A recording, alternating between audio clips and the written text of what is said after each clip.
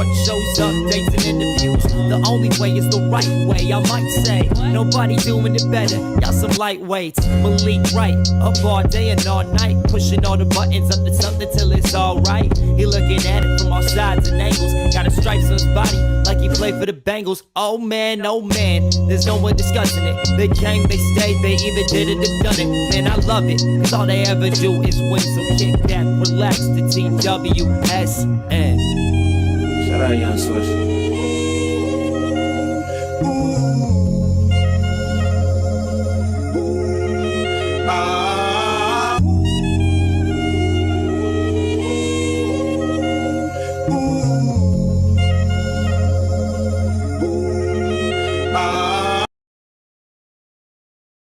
Everybody to State of the Jungle presented by the Right Way Sports Network. I'm your host, obviously not Malik Wright, but I'm joined with Evan McPhillips and Logan Fulmer. As always, Malik had a medical emergency to attend to. He was TBD, and now he is questionable, we will say, to join us. Once again, we're hoping for the best, and he will hopefully be on. So, I'm excited to jump into the show. We got a lot to talk about. It seemed like the timeline today was on fire, right? So much NFL news outside of the Bengals, obviously. DK Metcalf requested a trade. Max Crosby got a massive extension, but also we had a lot of Bengals news. Sam Hubbard retirement, we will talk about. Alex Cappa obviously got cut and got picked up right away by the Las Vegas Raiders. And there's a lot to talk about. We'll get into Trey Hendrickson contract conversation. We'll get into T. Higgins contract conversation. But boys, it was a very, very productive week, I will say, at the NFL Combine. If you guys caught us at the NFL Combine last week, we did a show, and it was very productive. We talked about a lot of things, and we'll get into some of those. But let's start off the conversation with Sam Hubbard, right? Sam Hubbard retirement, as well as Alex Cappa. What does this mean, for the Bengals when it comes to their free agency plans? And what do you guys think the money is going to be allocated to? And we'll start off with Logan. I think for right now, I don't want to say like we all expected it, but we all kind of assumed something along these lines would happen. Maybe not everybody anticipated a retirement from Sam Hubbard or Alex Cappa to be cut and picked up within 24 hours. But those are just the things that took place. I don't think any of those moves should really shock anybody.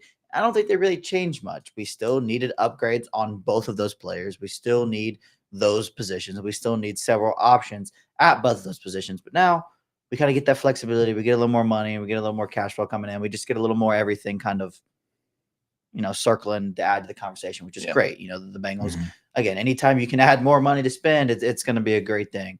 And that's just what they did. They're still going to need an edge rusher. They're still going to need guards. It just makes it a little more obvious now. Like there's not that, oh crap, what if they just keep them, attitude anymore. It's, they're getting ahead of it. It's not like they didn't wait to get the replacement like they usually do and then cut them and then move on. They knew that these players were at the point where they can't really help us win anymore, they felt like. And that's why, we saw the moves as early as we did. Like I said, they've been very notorious for keeping guys along and then they get the replacement and then see you later. But they didn't do that with these guys. And I think that kind of signals that they were going to be out on them for a while. I know Sam Hubbard retired. I'm sure he was going to be cut. If not, it's just one of those things. Like it just is what it is. But at the end of the day, expect the money to be exactly replaced in the two positions that they just lost. They're going to need a defensive end. Like I said, you can obviously draft them. You should draft them. Same thing with guards. You're going to pay them. You should also draft them. The Bengals need a lot at these positions that we're going to talk about. It's very bulk needs in our position of needs. Now, so these moves, again, expected, don't change too much for me. I'm glad they happened early. I'm glad it shows a little bit of urgency, again, but it's just good to see, I'm glad. Obviously losing Sam is a little bit emotional for a lot of people. It's, he's been around, the Cincinnati kid, just did a lot for us. And just, it was just his time. Unfortunately, I'm glad, he got to retire kind of on his own terms. It felt like, which is always a, pretty rewarding thing to do. You're not really feeling too forced to do it. You're happy with what you've accomplished. You've done everything you want to do. You've achieved your goals. That's exactly what he did. So, see you, Sam. It was great. But again, it's time to move on, and I expect us to move on pretty quickly. Yeah. Like everyone said, Sam was really important to the team, to the culture. Cincinnati kid, worked really hard to transform himself from a lacrosse Notre Dame commit to a defensive end after playing like safety at like 6 foot, buck 80 soaking wet at that point, or 6'2", 6'3". So yeah, he worked hard and got drafted by his hometown team and played for his hometown team for a lot of years, and that's awesome. And clearly had some big moments, right? Catching touchdown passes, running them back against the Ravens, like it's definitely had a lot of good moments. So great for him. Was one of the best run defenders kind of in the NFL for a long time there for the Bengals, and that was always really cool. But yeah, like you said, just in the terms of free agency going forward, that's about $9.5 million in savings, which is really encouraging. That gets you, any of the Baron Brownings, the Chase Youngs, the Azeez Ojularis, DeMarcus Lawrence, like anything that you want in that bucket, you can easily pay for with the money that you saved from the Sam Hubbard contract.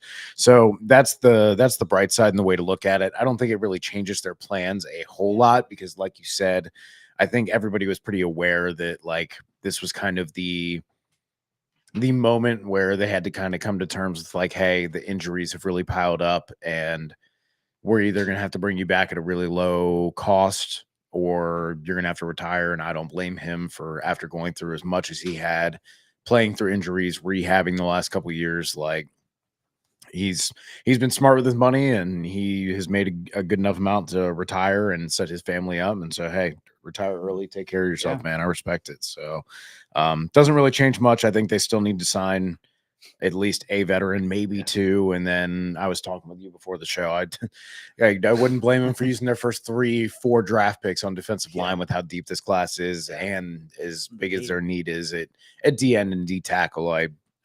Will continue to say all offseason that last year defensive end and D tackle could have been the number one pick for them or the number one need, whether that was Jared Verse, whether that was Byron Murphy. That easily could have been the pick and could have been the right pick and could have really helped them. And now even more so, you have that need without BJ Hill, without Sheldon Rankins, without Sam Hubbard. So you really, really need to invest a lot of capital, both in terms of free agency and draft picks, into securing those spots and kind of restocking the cupboard, so to speak, on defense.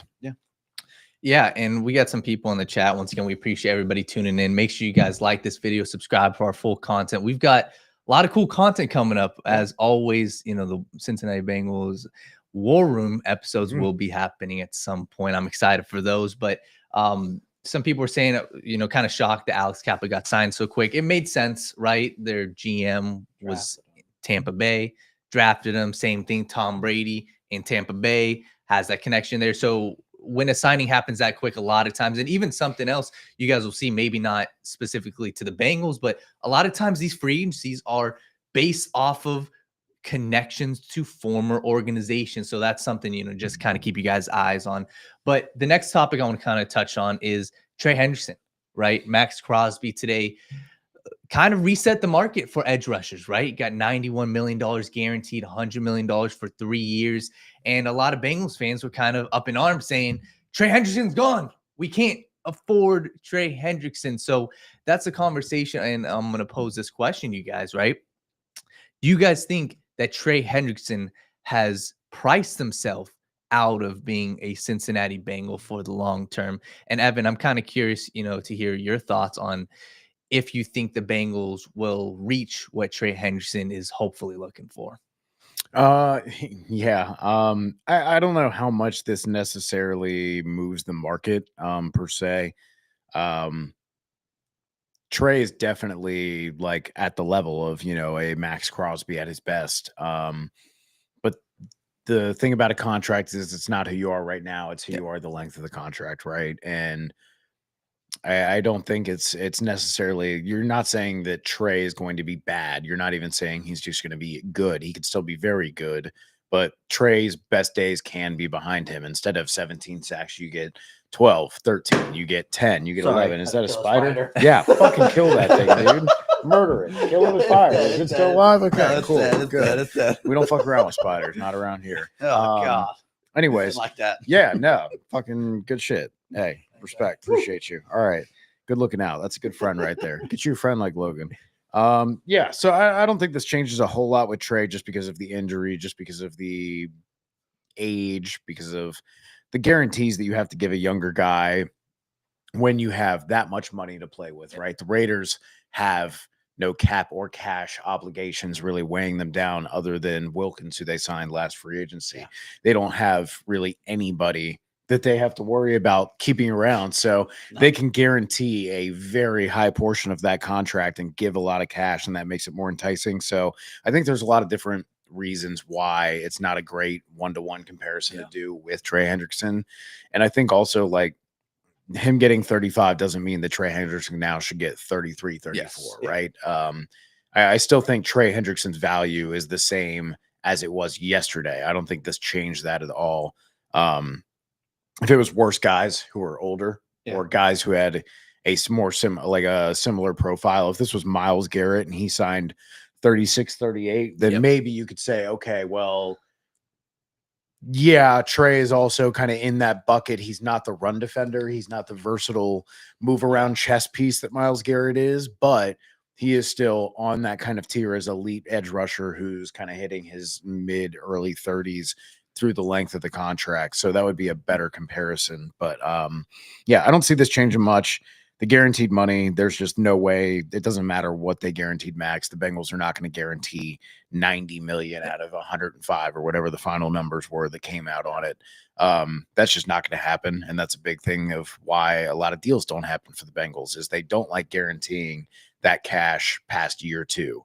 So that's kind of hard to fit, you know, if you want to do 70, 80 million dollars of cash, that's kind of hard to fit in the first 2-3 years of a contract. Right. And many of these contracts too that we end up seeing are just really 3-year deals anyways that have like team options because a lot of teams don't guarantee money necessarily into year 3, year 4. So yeah, that's just always something to consider. So it's definitely interesting, but I don't think it has like a giant influence on the Trey Hendrickson negotiations or something's really shifted on that. Yeah, and Gary Jellison asked about Draymond Jones. We're going to get to free agency discussions in a little bit, but something I want to bring up, Logan, before you went is there's two options. We kind of touched on this in last show, right, when we were at the NFL Combine. It's you're going to sign Trey Hendrickson to a long-term, contract, or you could entertain a trade. And there's two parts of the trade conversation. And one of the parts I want to discuss is, what could the Bengals get back versus what do they expect to get back? But there's 3 trades that I went back and saw that are kind of comparable, but think about the age difference, right? Bradley Chubb was 26 years old when he got traded from the Broncos to the Miami Dolphins. He got a first-round pick. 26 years old versus Trey Hendrickson's 30.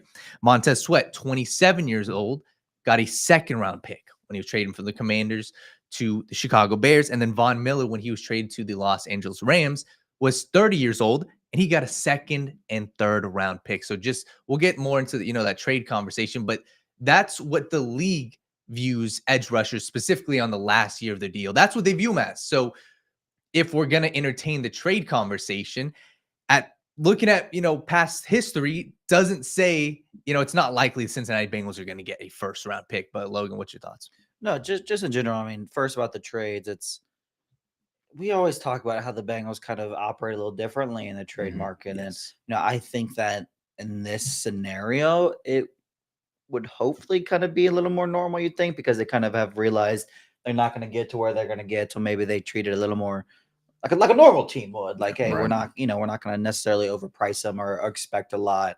But if they were to trade Trey, I would expect something around a late second and another pick. That's about where I'm at. Maybe you could get a team to give you a higher second round and that's it, or or 2 and a 4 or something like that. But like I don't expect anything crazy. I don't expect to get into round 1, but at the very least, I would expect a second and something else, or maybe you can convince me to take a third this year and a second next year, and like it's just something. It's not going to be anything crazy, but it's still going to be like, I don't want to say worth it, but they're still going to get something of worth to them. It's not like they're just going to hand them out like like these Deebo Samuel deals that they're just getting 5th, 6th. Yeah. Like, he's not the high price guy that's falling off. That's what you do with guys you're going to cut is, hey, trade me for a 6 right now. Yeah, he's going to warrant something of Right. worth. Like, we're not gonna I think in general, I guess fans would probably be a little displeased just because we know how good he is, but you're not going to get that. You're trading for the rights to pay the player, which Right. always knocks him down. I'd expect, something second and on third and, maybe capital in the future years. But in just regards to the whole contract situation and relating it back to Max Crosby, Mhm. I agree with a lot of what Evan said. And I don't think it changes a lot, but I want to highlight that there even a little change could change a lot for the Bengals. They're probably already not super close on the same page. They're probably not already super thrilled about doing and meeting the numbers Trey wants. So even if that number comes up barely or just a little bit, then that's the worry. Because yes, it shouldn't change it much. They're drastically different players. He's not as good as Max Crosby is. He's not as young as Max Crosby But it is. gives the agent another talking point. Yeah, and that's the worry because the Bengals already don't have a lot of things on their side. Yeah. And now it's just giving them another one, which is where the worry, I guess, stems from for me. Again, Trey it was always more than likely going to be the odd man out if they were going to pick, I would assume. But it's just agree. I don't think it changes much, but that little bit probably it could easily be the tipping point. I guess we're already kind of really stretching thin to where we would like. You're already older, we're already paying you even more now. And now you want $2 million more. You want $5 million more guarantee, whatever it is, that little switch up that it could cause. Again, that very little detail could just be the tipping point for the Bengals because I do feel like they're already, he's already expecting them to push him into unprecedented territories for them. Well, regardless if that's what they should be or not. I just think that's kind of on that's the issue. On that note, if you're going to end up paying him at age 30, $30 million a year, $32 million a year, what's to stop you from flipping him for a second round pick and then signing Milton Williams for less than you would pay Trey Hendrickson? Because that'll be 24, 25 a year for a younger guy who's kind of breaking out as Trey Hendrickson was when the Bengals first signed him. And then you can throw a first round and 2 second round picks at building out that edge depth and potential and just kind of say, hey, I think Daniel Jeremiah had 12 edges in his top 50 or 13 in his top 50. It's a lot. It is very, very deep. Yeah. So you can easily go first, second round or double second round, double dip at your 2 favorite edge players outside of the second round and really restock that room and then let them compete and say, hey, we like all these players. Whoever rises to the top earns that opportunity. That's going to be our guy. Throw more darts at the dartboard to try and get a solution that is young, cheap, talented, and athletic at that position. Yeah, and a lot of I don't want to say common sense, but I can think of a lot of the common sense reasons to trade Trey Hendrickson make a ton of sense. And it's exactly the avenue you just went down. You can get younger, you can get cheaper, you can reallocate your resources to other things that are still very valuable. It's just, it's just always going to hurt not having Trey Hendrickson. We don't know if we're going to have a 10 sack guy. We don't know if we're going to have a 6 sack guy. Obviously, they assume Miles Murphy's going to take some jumps. The rookie could hopefully show some flashes, or rookies would show flashes. There's obviously that so much uncertainty, but again, the defense is going to look completely different. It's going to operate differently. Al Golden's going to want to do things differently. Yeah. If you're ever going to it sucks that it makes the sense with the way everything's going to if you're ever going to blow up the defense, blow it up now and just blow it up and figure it out, get everybody on the same page, bring in a unit that can come in and mold together and not, I don't want to say Trey hinders that or anything. I'm just saying from just from another perspective, it's it makes sense if you're gonna rebuild it, then just fucking rebuild it. Well, that's the thing is the only reason we're exploring this is because you need to explore the other side, because you have to say at some point, right? You're not gonna pay Trey $40 million, right? No, you're not gonna pay him 38. No, you're not gonna pay him 36. Okay, so we can agree that there is a demarcation point at some point where even you, the most avid Trey Hendrickson supporter out there, says, okay, yeah, that's probably too much. Yeah. And the reason you talk about trading is because, yes, you can keep him for 1 year on the contract, but then you let him walk for nothing, and that's not the acceptable scenario. So it is not trading Trey as the optimal scenario. It's not the one that we're opting for. But if Trey is sitting there saying, I deserve $32, $34 million a year for the next 3 years, and you need to guarantee 70, 80% of it, are you saying that that's an investment to make in what's going to be a 34-year-old Trey Hendrickson at that point, 3 years down the road at $34 million a year? That's different. That's a tough conversation to have. So just on the flip side, if you get to that point, whatever number that is that you say, maybe I don't feel comfortable with that on Trey, what would be the alternative? It's not letting him walk for nothing. Yeah. So in that sense, it would be, what is the other scenario then? And like you talked about, it's only getting more competitive out there in free agency as guys start to take care of their own players. Osa Digizua, I believe, signed a deal with the Cowboys. So he's being retained as well. So it is worth understanding that, hey, yes, we all love Trey. We all appreciate the player that he is. But you also have to sit here from an objective standpoint and go, okay, well, is Trey plus 32, 33, $34 million a year for 3-4 years worth a Milton Williams for 24 a year and a second round rookie or a first round rookie? Like if they got Jared Verse last year, hell, right now you're feeling damn good about where you are as a rookie for an edge group, right? I think in general too, like the thing that I don't want to say people aren't necessarily looking at, but when it comes to trading Trey, like it's not like this defense is one piece away. It's not like they have Trey Hendrickson and they just need this. Yeah. They just need that to really push him over the top.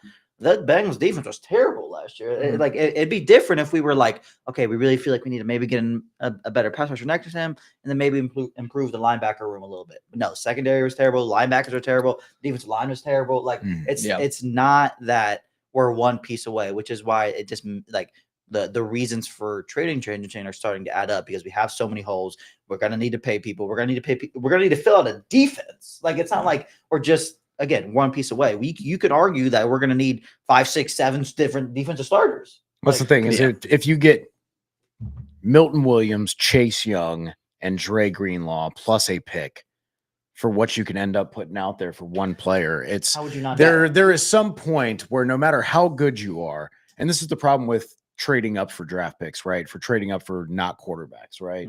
Is if you trade up, let's say for a punter to make it the most baseline easy example, it is hard for that one punter or one player to offset the value of 2 or 3 players, no matter how good they are, right? 3 average defensive linemen are going to be worth more than one pretty good, offensive lineman, right? Like that's just, having that deep roster is important.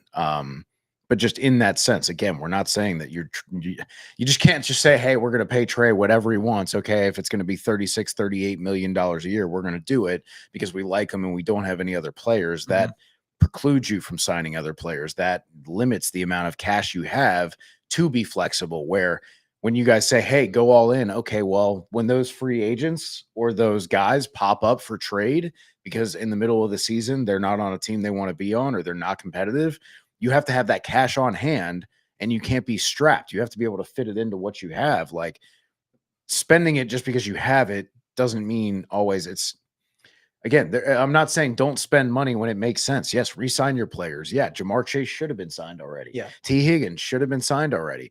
But again, like if we're saying, oh, T. Higgins is good, you have the money, sign him. Well, at what point do we say, okay, 45 million is too much, 40 million, too much for T? So like, as much as we love these players, guys, like there is a point for you, for me, for anybody where it's too much. Like the Bengals are probably $3-4 million under market value or, a percentage or two.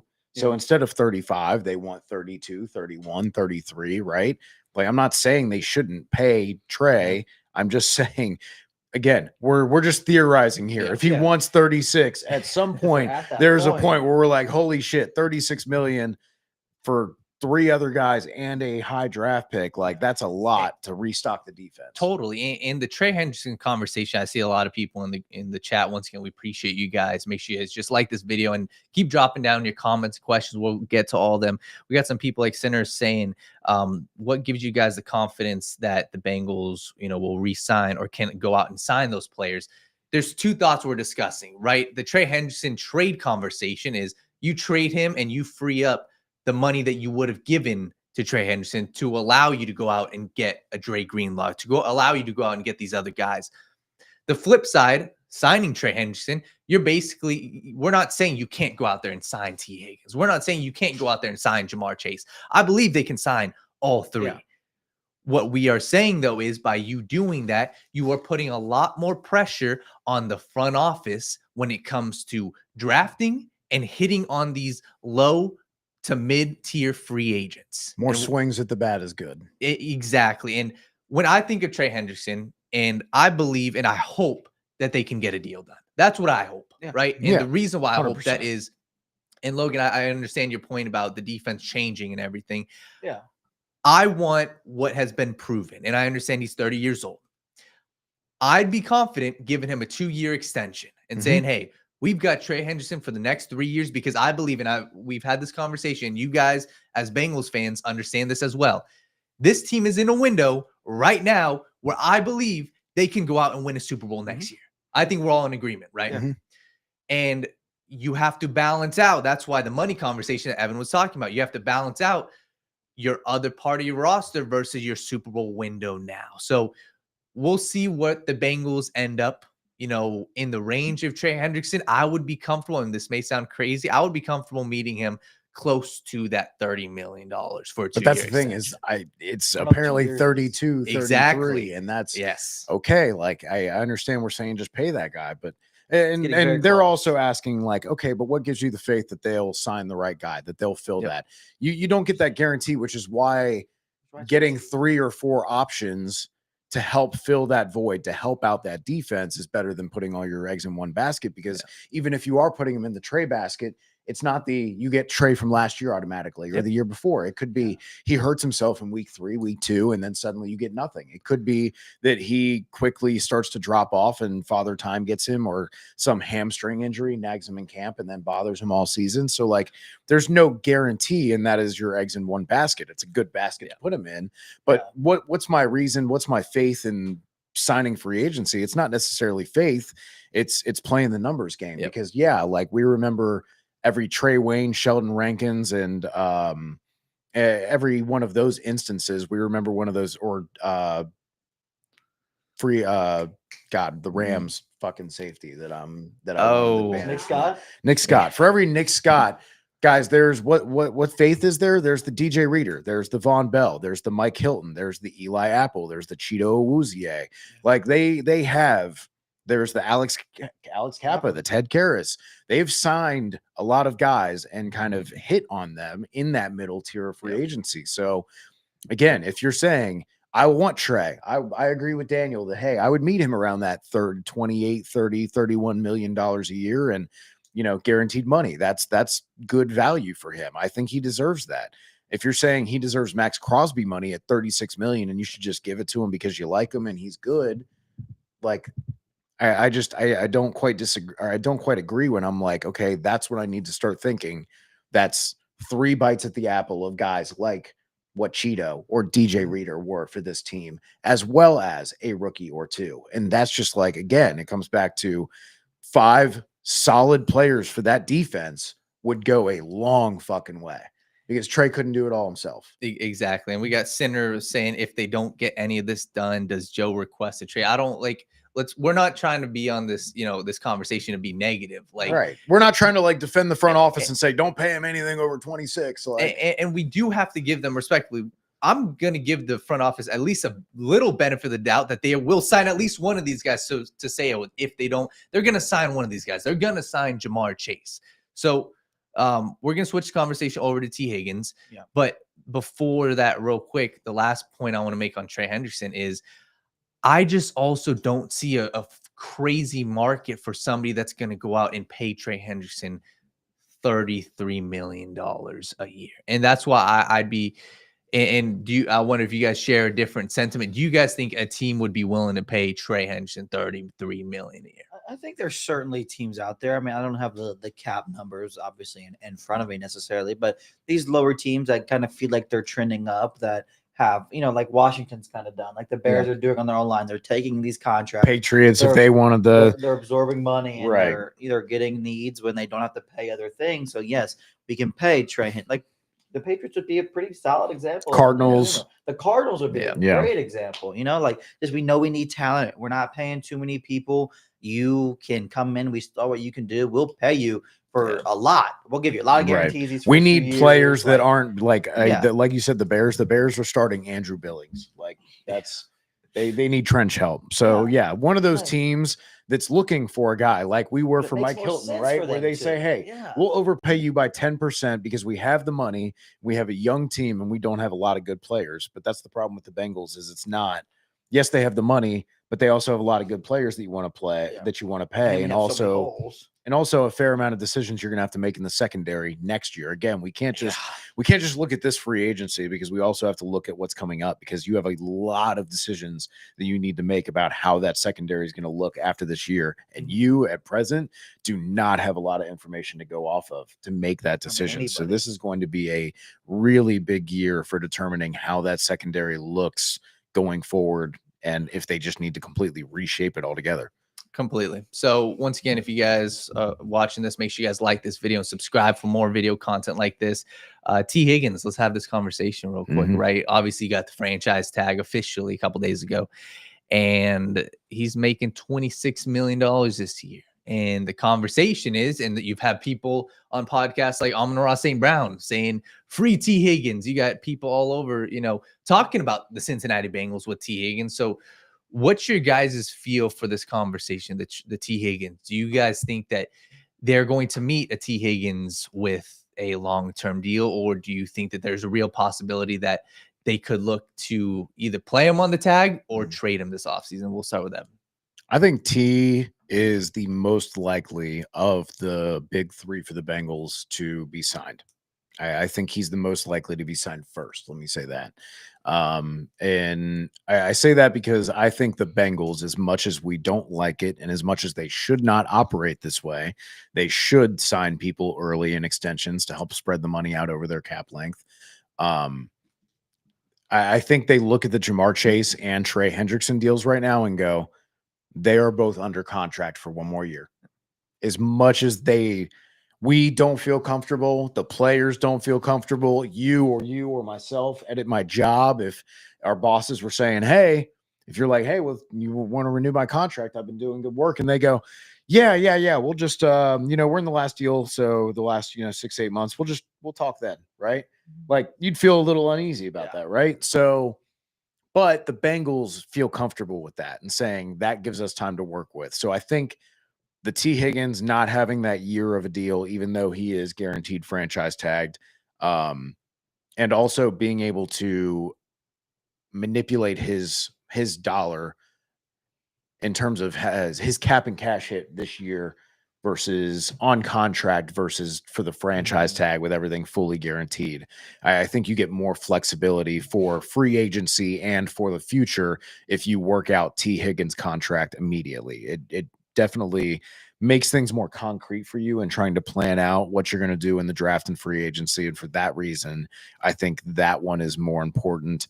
I feel pretty confident that the Jamar Chase deal is going to get done. It's all just right now. We got to remember this is not the time where deals get finalized very often. If you're not going to be an immediate free agent in a couple weeks and you haven't been tagged, this is the time where agents put stuff out like we're really far apart because they might be asking for crazy fucking money because you got to start high and start low and then you meet in the middle, right? I think they ultimately meet in the middle where they want to be with Chase at 40 and T probably between 28 and 30, probably looking closer to the 30 mark. Yeah, real quick, sorry. Chuck 2624 and brings up a great conversation. He says, I dislike signing 2 wide receivers to top of the market deals, but the Bengals definitely are better when they play with T. Higgins. And this is the conversation I personally keep going back to. And the one thing I keep going back to as well is I think Joe Burrow, with him coming out and saying how much he's putting, his stamp of approval on T. Higgins, I think that changes a lot of this personally. Yeah, and obviously, it's not like, oh, well, the organization has to listen to Joe Burrow, but that's your franchise quarterback. And we could say, and I believe that Joe Burrow is a quarterback that doesn't need 2-star wide receivers. I think he could succeed with the Jamar Chase and a 3rd-round draft pick and a tight end like Mike Gesicki. But at the end of the day, you have to ask the dude, what does he want? And obviously, he's an offensive-minded guy, but for him to go out there and say T is a need, and I just keep going back to that saying, hey, this could be a different conversation if your star quarterback wasn't as keen on signing and keeping T. Higgins here. but that also comes at a cost. But Logan, No, yeah, just continue to go off of that. Like there's been way more things pointing positively to T being re-signed than not. Joe Burrow coming out and saying time and time again how good he is, how much he wants me, how much of a need he is. Dude, switching agents. He didn't just switch agents. He's now being represented by the same person. Yes. Jamar Chase is. Like there's been like so many more positive signs in the last few months of him wanting to be here in Cincinnati, and that becoming more and more likely, reasonable, more clear than ever before. Like I got all the worries with David Malgetta and all this stuff before. Like that stuff, like yes, there was clear and undoubtedly obvious worries to be had. But Right. just as time continues to pass and it just becomes, I don't want to say it's like obvious to me, like I'm guaranteeing it or anything, but just like I would be shocked if it didn't get done at this point. Like, I think, maybe it's a little higher than what they want. Regardless, like I would be really surprised if it didn't get done. Like it would be a major fuck up by them not to. Like they've already stumbled on it so much in general, but now so many other people are getting involved. So many other things are happening in your direction that are making your job easy to just go sign this guy. That it's just like, it would just completely baffle me if it didn't get done. Like it's just weird. Like, Right. And the other part of that would make that so weird is if you're gonna not sign him to a long-term extension, then you have to make that trade like now. Yeah. Because you want to get value back. Yeah. If you wait until halfway through the season, teams are gonna know like, hey, they're desperate, they're stuck, like they're not just gonna get nothing for him. So you lose so much more. So again, I'm not trying to say they should just trade all their good players instead of paying them. That's not. But again, we're examining the scenario where hey, they pay Trey, they couldn't get to where they wanted to be with T. Higgins because maybe he wanted more guaranteed than they were willing to give with his injury history. Like it could be anything. So, in the scenario they pay Jamar and they pay T and Mike Gesicki maybe to help out a little bit, then yeah, I think they would need to make that decision like in the next couple weeks and then try and trade someone or trade him to another team. Or I don't see them getting lucky and getting the Sam Bradford situation with the Eagles, right? Where they just get a massive haul because, Amon-Ra St. Brown goes down in camp and suddenly the Lions want to give like a first round pick and something else. Like, I just don't see it. Yeah. And I think just to finish off this conversation, I'm kind of curious, what do you guys think that the Bengals could get for T. Higgins, right? We've seen star wide receivers like an AJ Brown get traded. We've seen, other big name wide receivers get traded like Tyreek Hill. And this is the conversation I was having with, one of my friends, and even we've discussed this on the show many times, is what does the league value T. Higgins at? And right now, go check PFF, go check any website talking about free agents. The number one free agent is T. Higgins. So when we discuss a potential trade, right, obviously that's not what you hope for, but real quick, what do you guys think is an acceptable and likely return for a T. Higgins trade? I think for me, it would sit around a first round value, but I say first round value and not first round draft pick because there's plenty of different ways to get to the value of a first round pick. I think in general, if I'm putting like a specific like pick number on it, which is a very specific picky thing to do, it'd be a back end of the first round offer. But you're looking at those teams. Not trading with the Chiefs. He's not going to the Eagles. He's not going to the Lions. The Commanders just traded for Debo.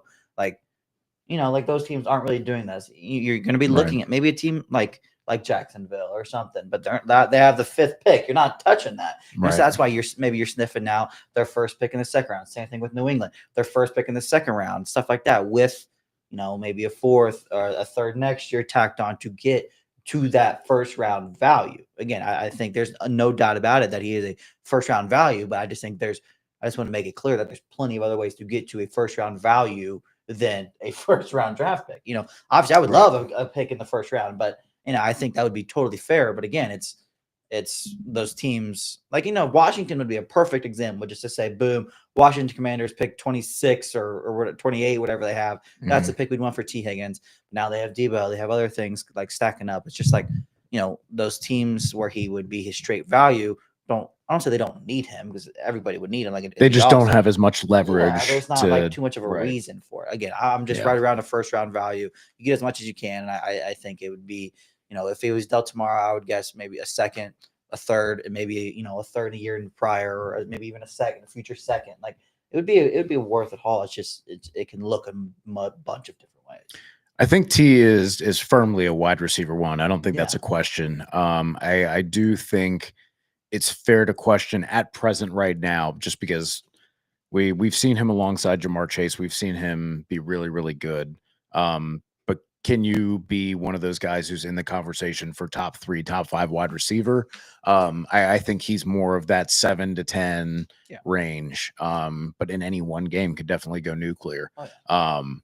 But yeah, and that's not to say he's bad. I'm not trying to besmirch him. I'm not trying to advocate for trading him, because I think keeping him at this point is the logical thing to do. But again, we are exploring this scenario, and when we do, I consider the AJ Brown was kind of that top 5 wide receiver potential. He got a first and a third, so I would kind of be in the same ballpark of you of like, hey, because he's top 10, top 12, but not top 5. Generally top 3, top 5. Take away the 3rd round pick and say a 1st round value. I do like your idea of, hey, if you get the Patriots or some of these other top teams taking that high 2nd round pick, which T Higgins was, getting that caliber of player, you can definitely get really, really good players in the top of the 2nd round, as well as if you can squeeze out maybe that high 3rd round pick as well. If you throw in a 5th, maybe a 6th to offset the value, because that high 3rd is going to be very valuable to you too, especially if you need a guard or you need a linebacker or you need a running back or a tight end. These are excellent spots, that back end of round 2, early round 3, to get a very, very good player at a position that's just going to get pushed down the board a little bit.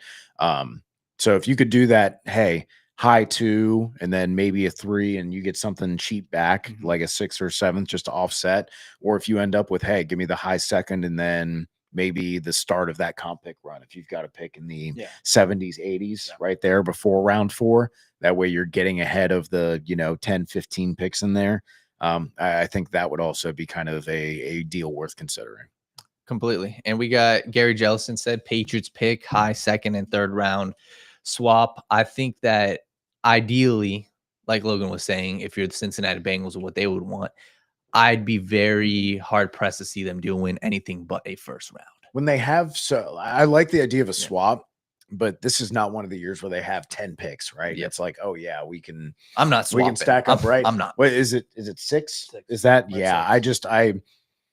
I'm a big advocate for trading back, and I hate the idea of losing value when they need so many impact players. But I think at this point, I myself, as well as I would encourage anybody who's a scout to say, hey, as much as we work hard at this, and there are people who are very brilliant at this, we are talking about the difference between hitting at a 45% and a 50% rate, right?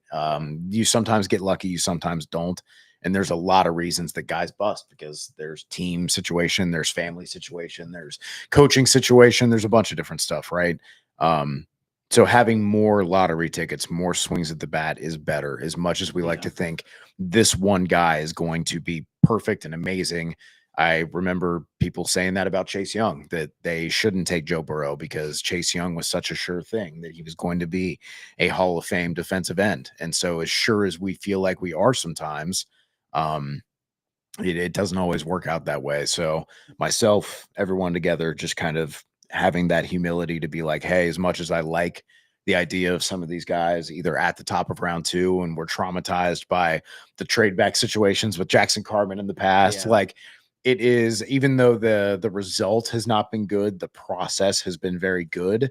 And I think that process of accruing more of those 3rd and 4th round picks for the rotational defensive line that you need for opportunities at linebacker, for adding to that secondary, I think that's all important things to consider and weigh. Yeah, I have a hypothetical I kind of want to throw at you guys here, because I was thinking about it, and just in terms of compensation for T. How would you feel, like, just in general? I don't want to give a team specifically, but just that we kind of talked about. These teams at the back end, you're not really getting there first because you don't really need them at this point. So you'd be looking at the teams at the top: Jacksonville, New England. I guess even like the Saints could, to a degree, but they have no money. But just in general, like those guys up there that could use them. How would you feel if they gave you a third, fourth this year, but then they're 2026 first. How do you guys value that? And because obviously you're getting a premium pick, but you're not getting that return for T immediately. You're not seeing that that return on investment quickly as you would like. Just in general, how would you feel? And who's trading this? The Patriots? Let's just say Jacksonville. Jacksonville is going to give you their 2026 first. They got Brian Thomas, T now, Trevor Lawrence. Like, they're just in general, team that's that kind of trending upwards. Just they're kind of taking a risk betting on themselves. How do you feel about that compensation in general? Yeah, I'm not going to shut you down, but man, I'm good. just thinking, No, it's a fun conversation. I'm good personally. The first is nice. Man. I agree. Like, no matter what. I agree. My only gripe with that, and this is what I keep coming back to, and this is what a lot of our conversations will be, is, man, this team's ready now. I agree. And that's what makes me say, hey, I'd rather, if that's the only option we're talking about, let's say it's the next year's first, I'd rather bite the bullet, re-sign T. Higgins for extra so-and-so, than do that. The only way personally I'm trading T. Higgins is if I get a first-round pick this year, or if I get a high second with a third and something else. But that's just how I think that T. Higgins should be valued as. And I just don't necessarily know if you trade T now, and it's just, man, I'm looking at a third and a fourth round this year. I'm saying, what the hell? I'm waiting until next year. So that's just how I view it. Yeah, no, I definitely think the value of the first round pick is important, because if you're a top 10 team and then you get the potential to add a top 10 talent on a rookie deal to a very expensive roster, I like it better. I do worry about in a generally weak division with those kind of tools that, you end up getting another 18 and 20, but that could be valuable. It'd be valuable, obviously valuable. Right? Yeah, no, I understand. I see some people are bringing up a point that, hey, the draft is not maybe as strong as other drafts in the middle rounds, and I totally hear that. But I would try and make sure that we're reframing our expectations for third and fourth and fifth round picks, because we're not talking about hitting on a guy to be Geno Atkins. We're talking about getting good players in there that can contribute, because you have a design for them. You have a plan for them, like Eric Hall. Like, remember how great the offense looked with him blocking in the backfield, with him on the move, with him as a receiver on these play action looks. It was 10, 11 snaps a game, but you had a very intentional way of using him to where, hey, he doesn't have to be an all-star. He doesn't have to be catching 6, 7, 8 passes a game like Brock Bowers. But the 2 or the 3 catches he has for 12, 13, 14 yards, they're going to matter. They're going to be impactful. That's what I mean when I'm talking about getting quality players that can help them. I'm talking about getting a rangy linebacker to add to that room. I'm talking about getting a situational pass rusher for the interior, or another run stopper for when you're trying to plug the gaps when you get in the red zone situations, so that you're better in the short yardage situations where they haven't been recently. That's what I mean when I'm trying to get a good player in those rounds. And to also just kind of address another concern, because I see people bringing it up to where, hey, yeah, like, oh, well, you bring up the hits in free agency, but like, what about the misses? Like, first of all, I named the misses first, right? So second of all, guys, if you operate scared because one time this thing happened, you're not going to do anything ever. And we should just pack it up and stop watching the games. Because if you're not going to sign free agents because you signed a Trey Waynes, because you signed a Sheldon Rankins, well, good. Okay. Then you don't get a Mike Hilton. Then you don't get a Trey Hendrickson.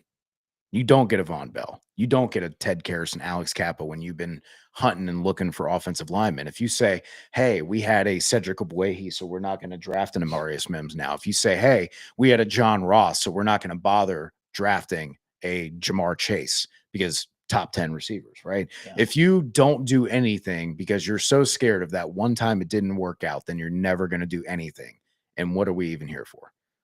Yes, nothing is certain. That's why you will continue to hear me say, take swings at the bat, whether that's in free agency. I will be the first to tell you, overpaying for the top guy in free agency generally doesn't work. But I will also tell you that 20 out of the top 30 guards in terms of average per year were signed in free agency, not drafted, not traded for. So there are positions where you can say, hey, we are more likely to get someone in free agency, or you can say, hey, we are more likely to hit on linebacker or guard or defensive tackle in round 3 and 4 than we are at edge or corner. You can give yourself these small edges to where, again, we're not talking that you're guaranteed. We're not even talking about that you're 70% guaranteed for your player to work out. But that's why you do the work, right? That's why you plan on this guy like Mike Gesicki. Yes, we're taking a chance on Mike Gesicki, but we have a plan for how to use him, and he hasn't been used well. And this is why. That is a very intentional plan. Drafting Eric All, that's a very intentional plan. When you go out and you look for these guys in these middle tiers with that intention in mind, with understanding their strengths and how to implement them correctly, that's when you succeed. That's when you increase your rate of hitting in the draft or free agency. And we're talking about a 2%, a 5% increase in the viability that they hit, right?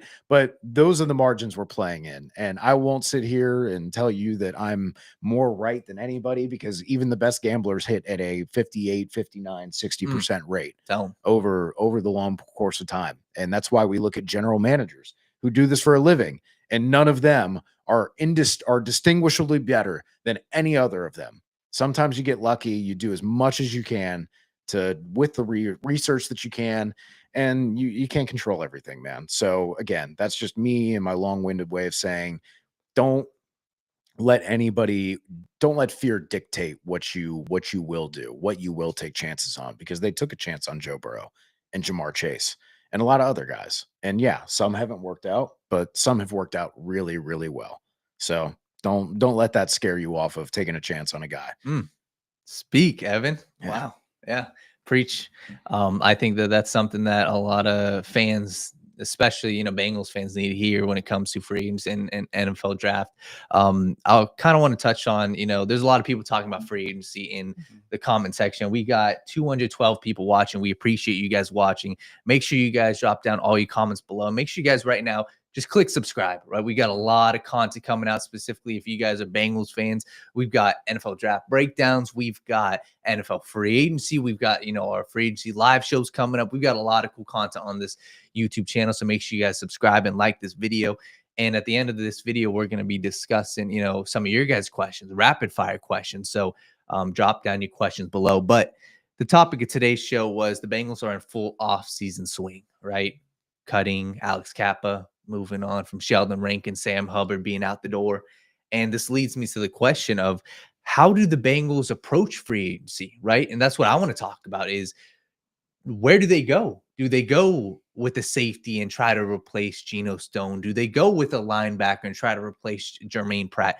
Where do you guys think that the Bengals go? And I'll start this off. I think that the priority, after talking on this show many times with Malik, after talking with Duke Tobin and Zach Taylor at the combine, and hearing how and seeing how they're moving, I believe the priority is going to be the interior of the offensive line, right? And I think that that's a smart move when you discuss what's available in free agency. And I'm going to bring up two names that I've circled and I think are the most likely for the Bengals to target. And then I'm kind of curious to hear you guys' thoughts, and we'll go from there. And make sure, once again, if you guys have any predictions, drop them in the comments below. Mekhi Becton and Tevin Jenkins. Those are the two names I've kind of settled on when it comes to the interior offensive line. Obviously, you have Will Fries. Obviously, you've got some guys like Dalton Risner. But those are the two guys I think fit the mold of what the Bengals like to do. 6'6", 6'5", massive human beings. And I think these are two guys that have been in situations that haven't been able to fully show themselves, besides Mekhi Becton this past year. And I think that those are the two guys I'd be circling at, saying, hey, if you have to go out and get Tevin Jenkins for what? For $10 to $12 million, I'm cool with that, right? This is a guy that you're looking to build the interior of the offensive line. And I think you need some proven guys, and you need some guys that aren't 34 years old. So those are the two names I circle for interior offensive line. What do you guys think about those for offensive line? And we'll go from there. And in general, I know I like the idea of interior offensive line. I think those two guys, while I like them, I think a lot of teams like them as well. And that's kind of where the worry starts for me. Tevin Jenkins is pretty popular. We had Becton in last year, which I feel like might hurt our chances with him a little more. Yes, more than anything. Not that I'm ruling him out by any regard because, maybe it was close. We don't really truthfully know the details about what had happened there and the signing negotiations and all that stuff. But I just think those are going to be two popular names. They're going to be great names. I would love to add both of them. Both pretty high prospects when they came out. Obviously, that's sort of a long time ago. Not really for Jenkins, but still, like these are guys who are always expected to end up being good. They've had different paths to get there, but they're good. And there's this team needs good football players, man, right? Especially on the interior of the offensive line. Yeah, I think interior of both lines is going to be really important. I think with Trey Smith being retained, the Will Fries is going to end up getting overpaid. We've seen the guard market kind of exploding a little bit, and I think that's probably going to be the guy who benefits the most. Tevin Jenkins scares me away a little bit with the injury history and just kind of being a little bit more inconsistent, especially in pass pro, when you're going to be one of the most pass heavy offenses in the NFL and you do most of the true drop backs, which a lot of teams more do the screens, the quick game, the play action to protect their offensive line. The Bengals will do more traditional deep drops. And so I look at guys, it's tough because I try and also look at this through the Bengals lens. I don't think they're going to sign 34 and 35-year-old guys as much as I would love a 1-year deal for a guy like a Scherf, like a Zeitler, right? So that kind of narrows it down to where I talked about I don't love the top two options that are younger, and the two older guys are probably not the Bengals' cup of tea. So that kind of leads me to Mekhi Becton, a guy who's in his mid-20s, is not on the older side right now. You're getting him in his prime and he's playing the best football of his career and now has both guard and tackle versatility and great size. I think that's definitely someone who could be incredible if you put him next to, let's say, Orlando Brown. That's a lot of beef over there on the left side that you'd be dealing with. Or you can put him on the right side next to Amarius Mims. It really doesn't matter. Yeah. Either way, you got a big bowling ball of guys right there to run behind. So I like that as an option, and you're still getting them. PFF has them projected at $10 million a year. I mean, that's a little bit more than you were paying Cappa, and I feel like you're getting at least your money's worth on that, to where you don't have to worry about one guard spot. Alternatively, I like Patrick McCarry, another guy who's not 29, not 31. He's 27 and a half, going to be 28 going into this next year. Has the guard tackle versatility, has done it at Baltimore. I feel like that's a pretty easy look. And then obviously Dalton Risner is everybody's favorite. Yeah. Just to kind of approach it from a different lens. And, I love all the names. It's the thing I want to, just kind of reiterate. I've said it multiple times on the show is just, again, it sounds pretty bad, but how easy it's going to be to upgrade the guard position. Yes. Right. Like, I hate to say it, but 95% of the people that we were likely to bring in will probably be upgrades. That's just how bad our guard play was last year. Due to injuries and other things. Yeah, that's just what it is. Like, I'm not saying that means we don't need to spend top of the line or anything like that, but just in general, like that, there's so many options just because I think truly majority of the people will truthfully perform better than what we had last year, which at the end of the day is the goal, to have a better player than you had last year, to have a better guard than you have last year. But just throw out a different name. It goes kind of very along with what I said, which is why I kind of segued to that. And it's a guy that hasn't really ever played too much, but he's been playing more and more. And I just think he's kind of ready just to be the guy. Tristan Colon from the Arizona Cardinals has been a guy that hasn't played all that much in his career. He's only got 1,000 snaps in his career. Grinding Cardinals tape, man. Are you okay? Do you need to talk to somebody? What's going on, Logan? What are you up to these days, man? His time almost perfectly between right guard, center, and left guard. And this could even just be a depth signing, whatever it is. But in last year, 215 pass blocking opportunities, 0 sacks allowed.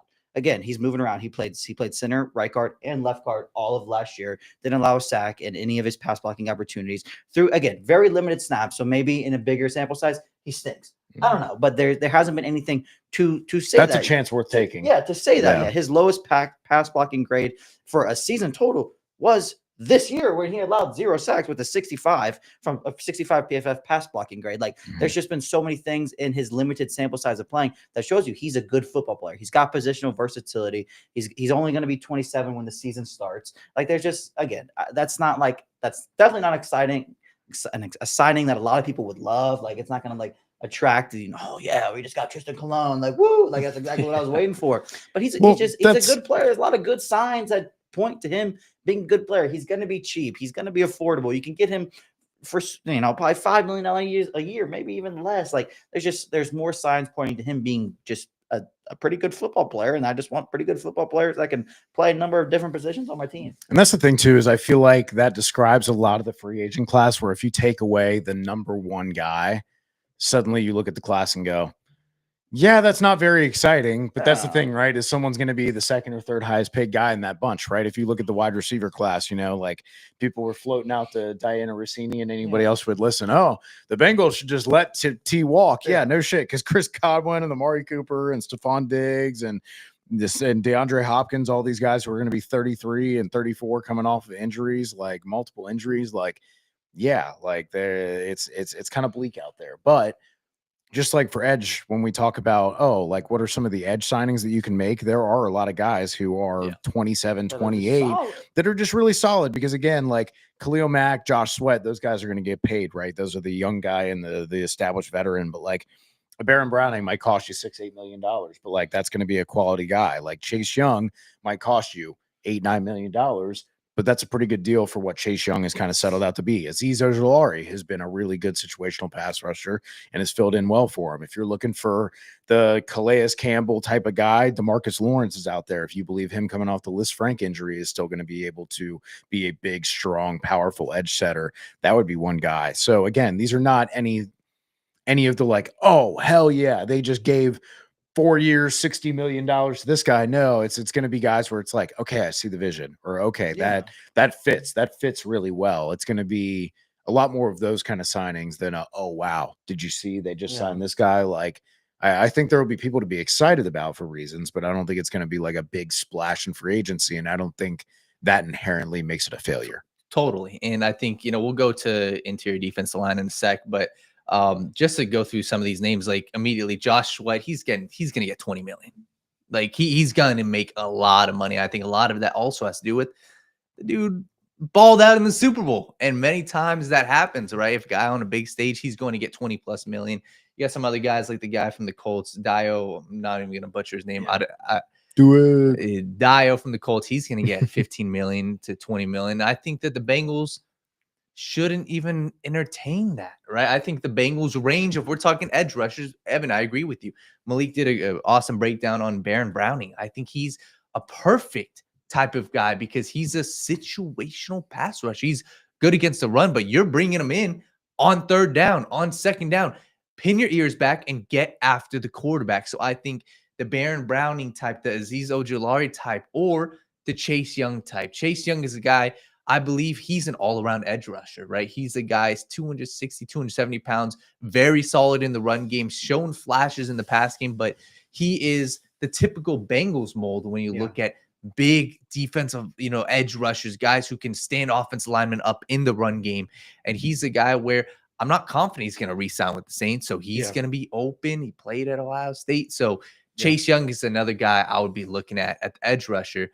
Evan, or Logan, you got some? Yeah, just another name to throw out there in the edge department again. Like, this free agency, the way I'm expecting it to go, and probably I would approach as well, is a lot like Evan said. I'm just trying to get in a handful of guys that raise the floor of this football team. But I know that I can rely on worst case scenario. People don't develop, draft picks suck, whatever it is. Someone can be there to pick up the slack. And I think Derek Barnett has been a guy that's just been pretty damn solid in his NFL career. His high is just 7 sacks, but he's done that multiple times, 6 sack seasons. Like he's had multiple years of above average pass rushing production, solid run defender, well above average run defender. Just a guy that's going to be solid. Like he's nothing special. Don't get me wrong, but he's a guy that can come in and just raise the floor of your edge room. He can be a guy that can play instead of Trey Hendrickson on early downs if he's retained. Maybe he can steal some pass rushing snaps from Myles Murphy on third down if he's struggling. Like it's just a guy that can fit in a number of ways that gives you another just rock solid body. Like we can't afford to have a shenanigans where we come in and just whiff. Obviously that can just happen out of the blue. Like that stuff can just happen. But there's been nothing outside of one injury in his career where he's been anything but solid. Completely. And just going over interior defensive line, this is the one where when we look at the Bengals, Chris Jenkins is going to get time to develop. And he showed as a run defender, and he also flashed at times as a pass rusher. So he's going to get time to develop. McKinley Jackson, same thing, will get some time to develop. Besides that, BJ Hill's a free agent. Like, there's not a lot going on. So I've got two names. One in particular, the Bengals brought him in last year, and this is kind of cautioned me with him, but Tyler Tart is a guy. He's not making more than $4 million a year.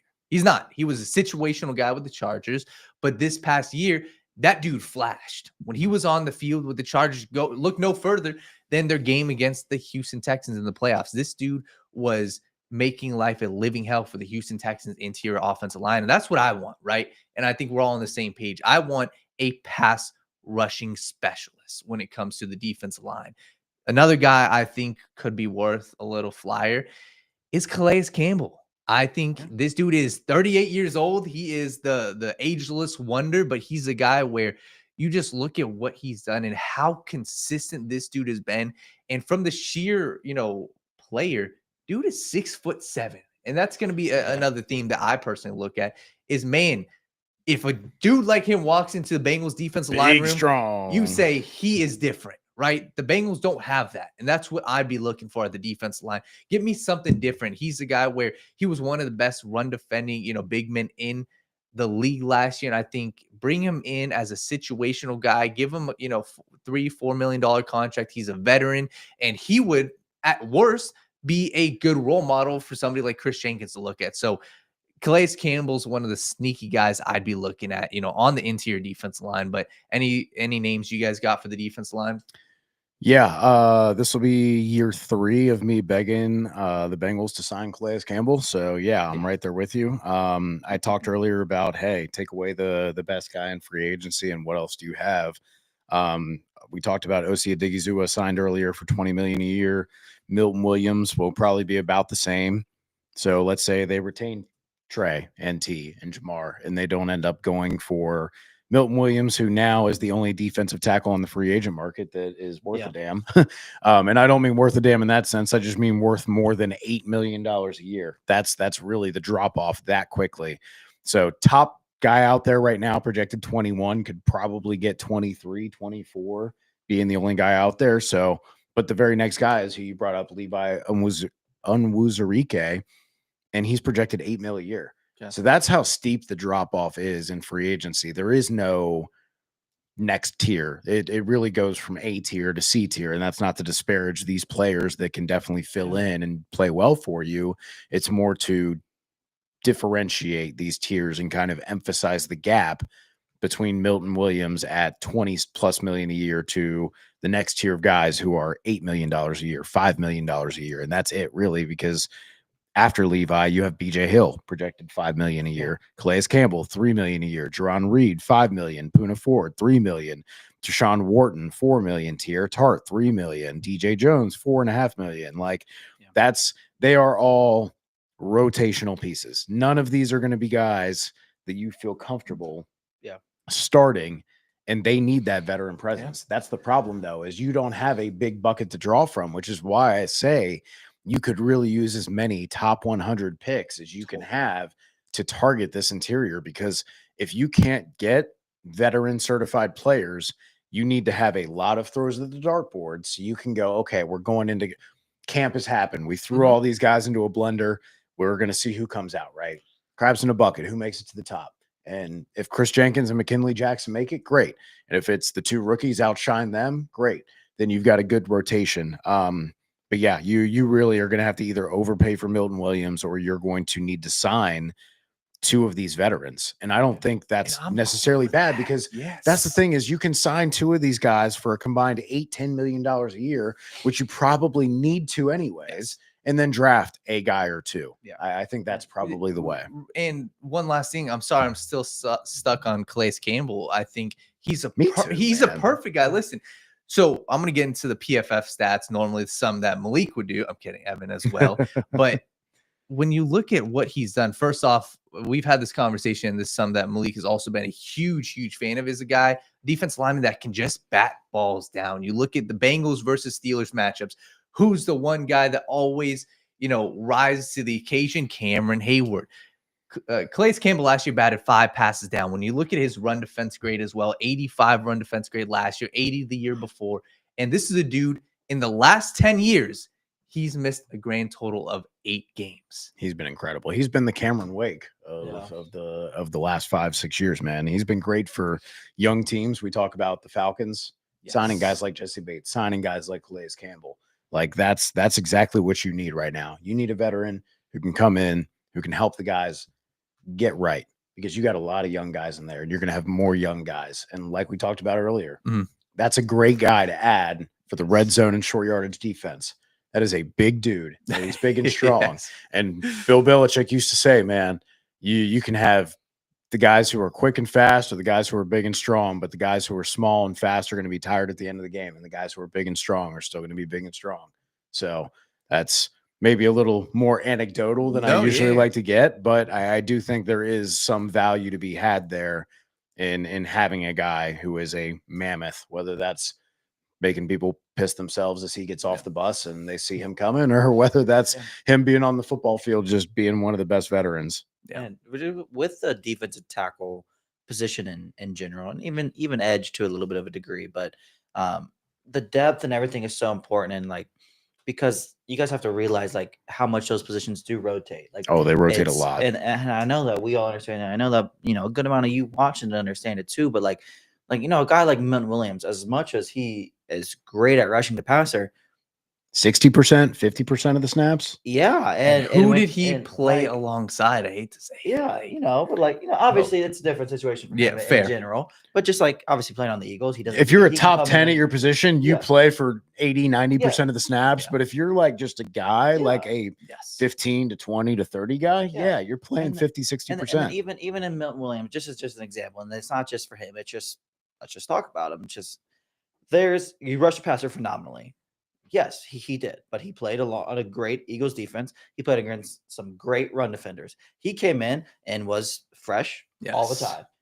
Every single time he came in, he knew Trey Hendrickson he knew that he was going to get in here and he's going to get to the quarterback because he's got Jalen Carter next to him, Jordan Davis next to him. He's got we just talked Nolan about Smith, Brandon Graham, Josh Sweat on the edge. Like, he's going to get one-on-ones. He's going to get these things. And who knows what his production looks like when he's playing. All of a sudden, he's playing 25% more snaps. That's why that's not like necessarily to say don't sign Milton Williams or anything, but it's just to emphasize the point of the defensive line in general. You need bodies, you need rotations. It's like, yes, having that one good guy is great, but in the defensive tackle room specifically, you're only as good as your worst player. And that's why the Eagles have had so much success. That's why a guy like Milton Williams is probably going to be better on the Eagles than he's going to be anywhere else, because he can come in, there's depth, there's people around him. He can come in and play fully, completely, undeniably to what his strengths are, and that is rushing the passer.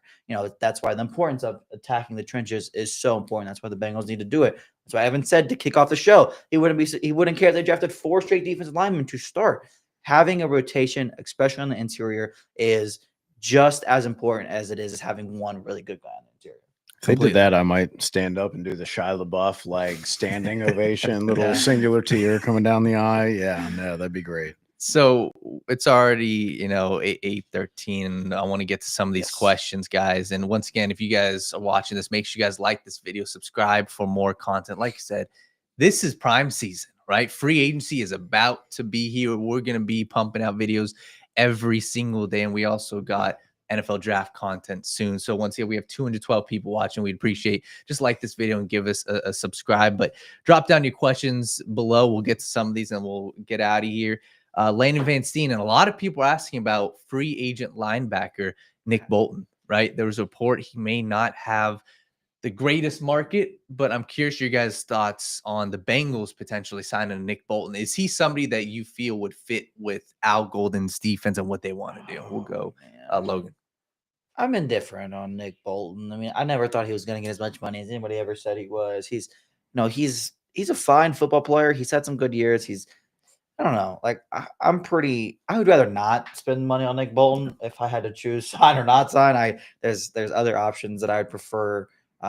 He probably fits pretty well in that Golden scheme. He comes downhill pretty well, can get to the quarterback a good bit for a linebacker. Like, but just in general, like he's nothing like I really feel like they should go out and pursue. There's other styles of linebackers that I'd rather do that with. And just in general, like I don't want to say never paid linebackers because there's linebackers I would like to pay in free agency this year that I'm a fan of. But it's like we talked about a couple weeks ago. It's almost like we're running back at this point. It's a young man's position. You got to get athletic, and he's not an uber athletic guy. He's not old by any means, but like he's I don't want to say he's an old school linebacker either, but he's just better thumper, awkward. a little stiff, Right. not as fluid in coverage. He'll be great alongside multiple athletic linebackers, but in a situation like coming into Cincinnati that fit with the other linebacker personnel at the current moment doesn't look perfect. Right. So we got some people asking about the draft, and somebody asked, how do you guys feel about a Shamar Stewart for the Bengals at 17? This conversation we had at the NFL Combine as well, and there's a lot of conflicting opinions on Shamar Stewart. This is a guy, right, 6'5", long, and this is a dude who was comped athletic profile wise to Myles Garrett, ran one hell of a 40-yard dash, one of the fastest 10-yard splits. This athletic beast. At pick 17, what do you guys think for Shamar? I think you're betting on traits at that point, and Shamar is like if Miles Murphy had better athleticism, like a little bit, in my opinion. Yeah. Like you do have a little bit better production earlier in his career. I know A&M is people have made a lot of fuss about, like, just like with Georgia or Alabama, when you go, hey, like they ask their guys to do things a little bit different, and they're not always pinning their ears back and rushing the passer. But this range is where you start drafting guys who have questions, right? And I think he's going to go higher than maybe he should because of that potential, right? But you're betting on the tools. You're betting on the potential. I see him kind of is more of that like Trayvon Walker type, where he's toolsy and the flashes are there, but you're going to have that lack of production, and having that lack of production, whether you feel you can explain it away or not, just puts a hole in the profile that puts a question mark next to him and reduces the likelihood that he is going to pan out and meet kind of the draft, the expectations placed on him by where he's drafted. I just feel like you're betting too much on the traits, that you're basically saying, hey, if Myles Murphy was a little bit faster and longer and a little bit more promising, maybe we'd feel better about it. I don't want to like sound like I'm really disparaging Myles Murphy or anything like that, but I think it's just, I feel like it would be doing the same thing of, oh, we like this long, big, strong, athletic SEC Big Ten defensive end who fits our profile. And yeah, he doesn't have a pass rush profile, and he doesn't really have second moves that we feel like he consistently can rely on, but we feel like he could eventually. And it's just like, I'm so tired of that. And I would just, it'd be so refreshing to see them take a chance on any of these 250, 260 pound defensive end linebacker hybrid guys. To just see them continually remove those guys from their board is just disappointing. So I would be disappointed in the Shamar Stewart pick. I think someone's probably going to take him like 12. Yeah, I think at this point he's going to go higher. Right. I don't necessarily think he should. Like, if another team was picking 17th, I think that's an appropriate range for a team that likes to bet on that. And then maybe he's like a very 15 to 25 defensive end. That maybe has a better history of development at the defensive line position. But if the Bengals are just like him at 17, I'm kind of like a net neutral kind of guy right now, because there's no denying the upside. There's no denying the tools. There's no denying any of that, and that stuff will never go away. But obviously the protection is a major, major, major red flag for me. But, again, he's got the potential, and we want that. And like, we need that. And the moral of the story with him is we're not going to know what Shamar Stewart is until he's it, until he either sucks or he's the best player in the NFL. Like that's what it's going to be. Like, he's either going to be terrible or he's going to be really good. I struggle to see this coaching staff, with the potentially limited time that they have in the building, taking a risk of, hey, we're going to use our first round pick on another guy that we have to develop again, coming back to, hey, you said that about guys like Dax Hill, like Myles Murphy, and we haven't seen the plan necessarily come to fruition for a variety of reasons, whether that's Jesse Bates is here one year and then there's injuries another, and then you try at safety and then you try corner, and there's reasons it didn't work out. But at the same time, you got to have like I said, think about how immediately you saw them use Eric All in very specific ways and go,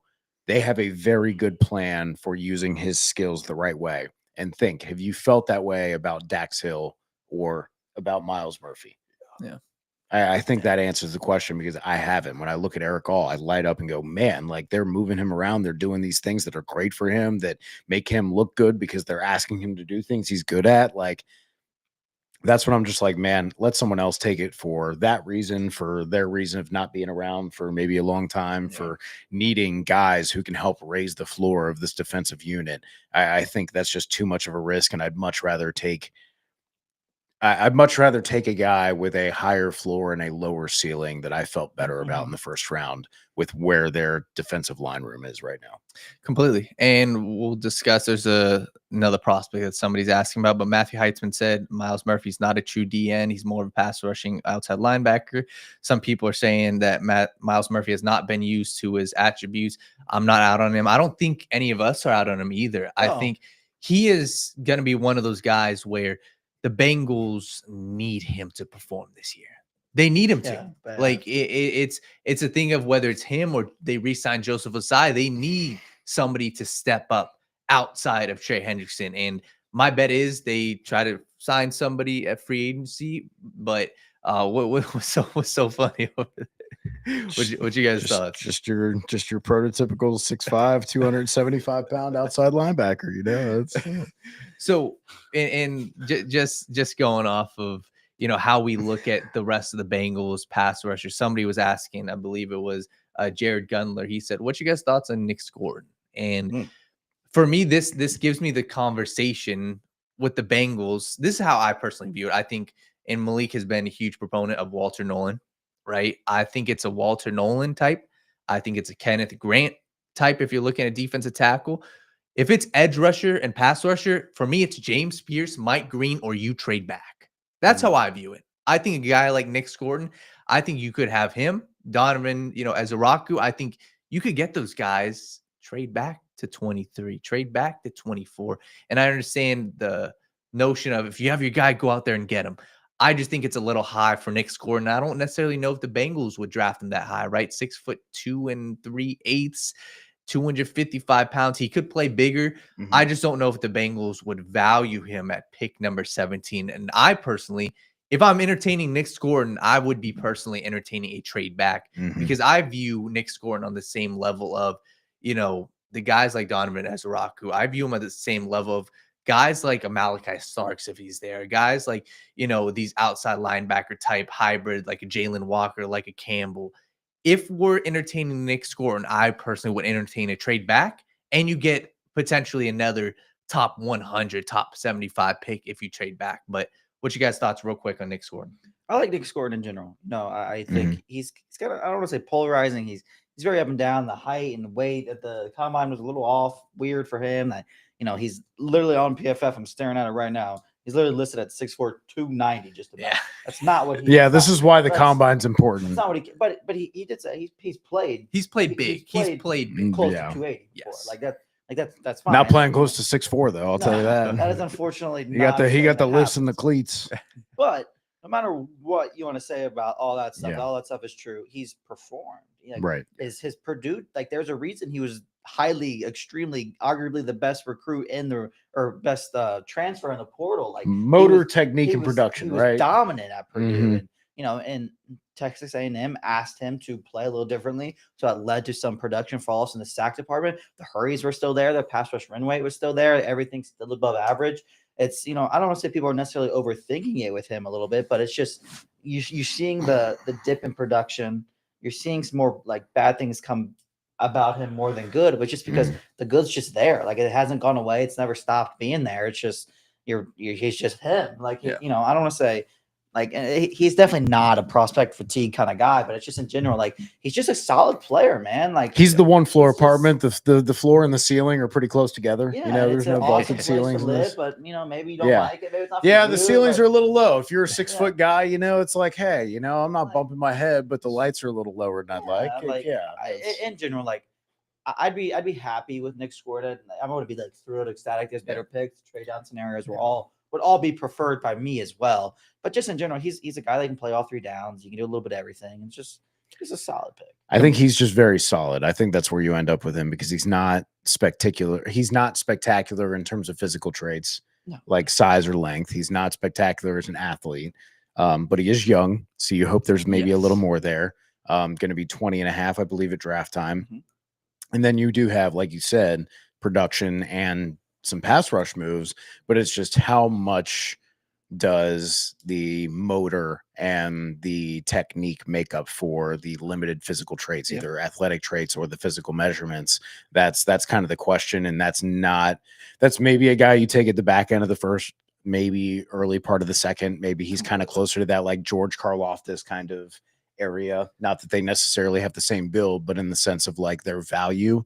That's a guy I could see just kind of falling back into like the top of the second, and someone gets like a good player, but I don't think he'll ever be like a top 5, top 10 edge rusher. I think he'll be one of those guys who consistently finds his way to pressure the quarterback, get 6, 8, maybe 10, 12 sacks in his best years. But I don't think, again, that's a bad player. I would be a little about it at 17. Completely. And a couple rapid fire. Hidden Voices said, do you guys think that Miles Murphy needs to move inside? Is something Malik's talked about, I think, and I agree with him. I think that could be where we potentially see him shine. DN Street said, I like what I've seen in Mike Green that is coming quick off the snap. And I think that that's something, even when you look at what Duke Tobin said, and this is the one thing I will really point out, when we asked him about edge rushers, he said he wants a guy with a get off. He wants a guy that can get off the ball. And that's something that we haven't really heard or seen them draft. And I think that that should give Bengals fans hope for James Pierce, for Mike Green, for these Jalen Walker, for these guys that have explosive first steps. And that also could take away some of these other prospects like Shamar Stewart. Somebody was asking, Tyler said, who do you guys want the Bengals to draft? Stay tuned. We will have a lot more video content on who we all want the Bengals to draft. But the final question we'll answer and talk about is Subway Cookies was asking, Will Johnson said, if Will Johnson, I can't speak, if Will Johnson was there at pick number 17, he would shed a tear. In my opinion, if we're looking at a corner in Will Johnson, I think we have to consider every other option. In my opinion, I think that's what the Bengals have shown us, right? The Bengals have shown us that they will draft for a year in advance. They will draft for need, right? We saw that with Dax Hill, with Jesse Bates' contract. We saw that with, Miles Murphy and a major need edge rusher. I feel like if they're entertaining Will Johnson, you got to entertain these other positions. You have to entertain offensive line, right? If there's a star offensive lineman you have to entertain a guy. I firmly believe so. Here's the thing, right? With corner, you have 3 out of your 4 top corners coming off of a season-ending injury that you already had questions about. Like, forget the health questions. If everybody's healthy, you're still going, we might not have a guy who can cover the best wide receiver. We have guys who are all at their best high-end cornerback 2s. Like, I don't want to besmirch Cam Taylor-Britt, but last year was brutal. Obviously, we saw things start to look good for Dax Hill, but then the injury happened. DJ Turner looked really good, but then the injury happened. Obviously, I don't want to read too much into a 5th-round pick in Josh Newton or a 7th-round pick coming off a season-ending injury the year prior in DJ Ivey. But again, that's where we're like, hey, you've got a bunch of guys who are either coming off of injuries, playing new positions, coming off the worst year of their career. So I would understand looking at that versus offensive line. I go, you got at least 3, maybe 4 starters, and you're going to sign a guy in free agency. I don't see them necessarily doing that, to where I think this could be a lot like if Quinyon Mitchell fell to them in that year, where, hey, you maybe weren't looking for a corner. You wanted to go other ways, but a really good top 10 pick just fell in your lap. Like, Will Johnson is not necessarily like my favorite cornerback profile. Like, I could definitely poke some holes in it, but also that's just a really good player falling in your lap at a position that is a premium position, that is one of need, that, again, like I said, in the next 2 years, every single one of those guys not named Josh Newton is up off of contract. And there's not a single one that you can look at and say 100% they should be starting from us a year from now. And so I think that's why you need to be open-minded at that point. Totally. And what I think and what gives me a little concern, and this is where there's 2 schools of thoughts, and we'll finish off with this, right?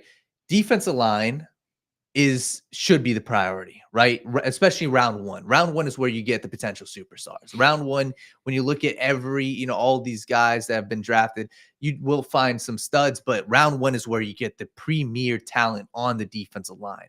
When you look at these other positions, if we're discussing a Will Johnson, I do think you have to discuss the safety position. I do think I wouldn't personally go draft one At that these point, tight it's ends. BPA, right? Yes, and that's where I think the conversation is, do the Bengals like some of these tight ends? I wouldn't go there. Do the Bengals like an Ashton Genty? Like, you have to have that conversation if we're discussing something outside of the edge rusher. Yeah. But yeah, just in general, like Yeah. I don't think anybody would really argue with the fact that Will Johnson's the best corner on your team the day he walks in the door. And if you believe that, then that's enough reason to Just draft him right another there. another Michigan defensive back. Yeah. Everyone's gonna freak out about Again, it. it's But just like Evan said, having a top tier corner fall on your lap is just something you just. and then take he's for cost granted. controlled, and then you don't Yeah. have to go, You know- crap, we need a corner, and now we got to pay one And that- $24 million it a might year. drastically change the rest of their draft plans, but it's one of those things that just fuck it. He's good. He's And I say awesome, that as someone who, like you said Yeah, at the like- beginning of the show, was like, hey, they could take 4 defensive linemen Yeah. right away. And I'd be like, 4 defensive line picks. Great job. Like, and Yeah. even then, if Will Johnson's, if you're telling me it's like if you're telling me it's like Will Johnson or Nick Skirton, or like Will Johnson or Shamar Stewart, like Yeah. if he ends up falling to him, or Will Johnson and Michael Williams. Yeah, dude, I'm leaning Will Johnson. I don't want to Yeah. reach on one of these athletic projects when you could get a guy who is a premium position and walks in, like you said, and is arguably your best corner day one. Completely. And I do think that we'll get into more draft conversation at later shows. I think the Bengals will be at a position where they have a lot of options. And I personally do think that if I were to make a prediction, I think that they will have 2 guys that we can look and say, okay, those are 2 studs, like a Will Johnson, like a Walter Nolan. And they will, I believe, also have some of these edge rushers, but they could be in a position where they could end up trading back. But listen, guys, we've been going for a little while now. We appreciate you guys tuning into the show. We have 224 people watching this. We appreciate you guys as Thank always. you guys. Make sure you guys subscribe to this channel, like this video.